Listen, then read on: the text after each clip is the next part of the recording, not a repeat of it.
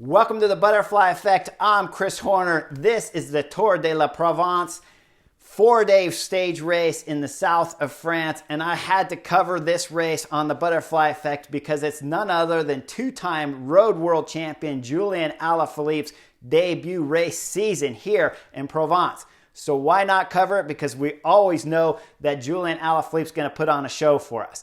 Now, he had been sick recently, so he says he's coming in here for just training, but at the end of today's prologue, he looks pretty spectacular to me. When the racing starts, I want to point something out to you. Kevin Basson, the Nice Metropole rider, he's starting the race without a time trial bike. Not a big surprise because, of course, it's a small team, but what is a surprise is we have the French rider from Cofidis, Pierre-Luc Perrichon. So let me explain some reasons why we might see these two different teams showing up without time trial bikes to a pro race in Europe. Now, Nice Metropole, we can understand why Kevin is here starting without his time trial bike. It's probably just a budget issue.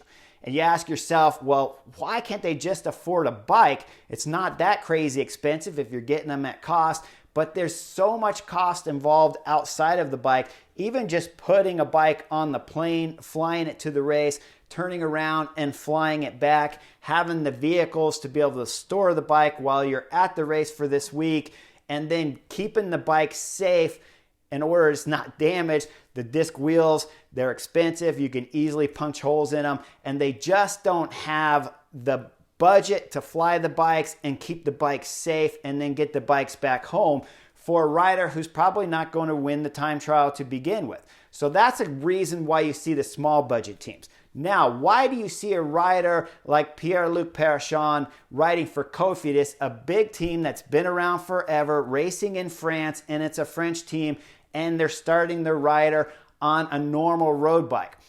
This is probably because the race here in Provence is not a large race, so they didn't bring their Mack trucks to be able to store all the bikes. Now, when you look at a team like Cofidis, normally when they go to the big races, the big stage races, each rider will have 5 bikes. You'll have 2 TT bikes and 3 road bikes. So there's a lot of vehicles needed to be able to store the 7 riders with 5 bikes each, and then they're going to have spares and spare equipment too.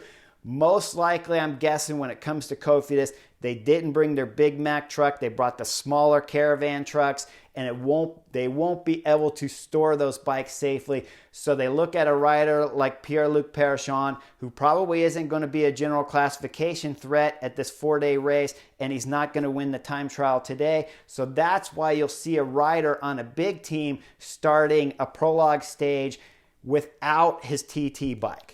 Now, when we get into the action, the first rider that sets the fastest time will be the Astana rider, Samuel Battistella. He blazes through, sets a solid time, but it's going to be the Ineos rider, Ethan Hayter, who comes through at about 52 kilometers an hour to set the next fastest time in today's prologue. He blazed through and absolutely looked beautiful on the bike. Now, he's a British time trial champion. That's why we see him in the special jersey. So you know he's good. But other things I want to point out about Ethan Hayter. I remember watching him in Algarve last year. He had a spectacular win on a summit finish there. So we know he can climb. You know he's solid on the medium stages. And now, of course, he's time trialing fantastic. So he's up there high on the general classification after today's stage. Now, he won't win today's stage because, of course, his teammate, Filippo Ganna, is here. And Filippo Ganna is on form. We saw him win already less than a week ago at Bessèges when he won the final day time trial. Now he comes here, starts the next race, blazes through at over 52 kilometers an hour average speed. Now, afterwards, the announcer said that he averaged over 53k an hour. That's absolutely blazing on the pedals, even though it's only 7.1 kilometers. Fast, impressive time from Filippo Ganna. Now, the general classification favorites back there that we want to keep an eye on, Julian Alaphilippe went 6th on the general classification at about 17 seconds down. Pierre Latour, the French rider, he did a solid time, 5th, only 15 seconds down on the general classification. Richard Carapaz lost a little bit more time. He's 38 seconds down on general classification.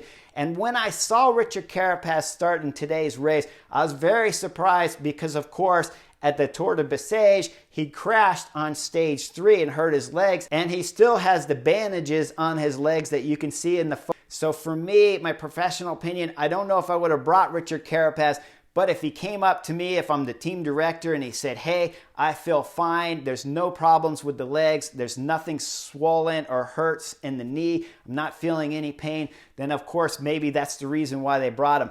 In my professional opinion, though, when we're still so far away from the big important races, we're talking Trino Adriatico and Paris-Nice, you could easily finish Bessèges, go back to your home, do some quality training, and still be good for Paris-Nice and Trino Adriatico, and certainly still be good for the Grand Tours, the Giro, and the Tour de France. There's tons of time. So I didn't really understand the risk of bringing Richard Carapaz from Bessèges, injured, hurt, with bandages on his legs, and have him starting here in Provence. Maybe he just feels he absolutely needs the race days in his legs to get himself ready for these upcoming races. But in my professional opinion, like I said, I always prefer solid training.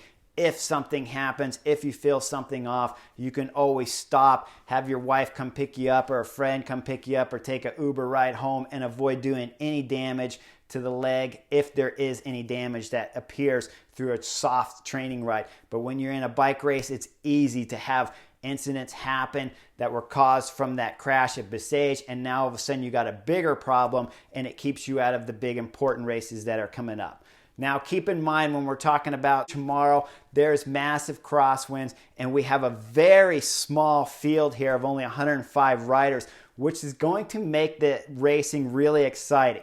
Now, normally when you get into the big pro races and you got 150 to 200 rider fields, if there's echelons and splits early in the stage, you pretty much know that there's a good chance it's going to get brought back because the number of riders are so big. There's always power behind that missed the split. There's always 1, 2, 3, even 4 GC guys who could have missed that split. Now in a rider field of only 105 guys, if there's a split, if the Kunit Quickstep that only have 5 guys in this field decide to split it, Ineos is up there, that could be it. There might not be the pure power back there to be able to pull back an echelon that split early in the stage, when we're talking about a flat, windy stage that all the commentators are talking about is highly expected on tomorrow's race.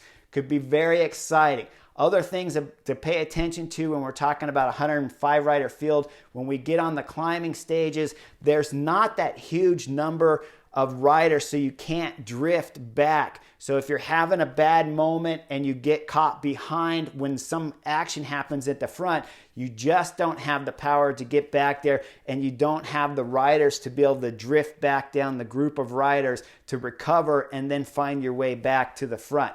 So I love watching a small group of field racing if they're going to be aggressive. And you know, with the smaller French teams here, they're going to try to light things up. You have a couple big GC riders when we're talking about Julian Alaphilippe, but it's a question mark on his form. Richard Carapaz, there's a question mark on his form.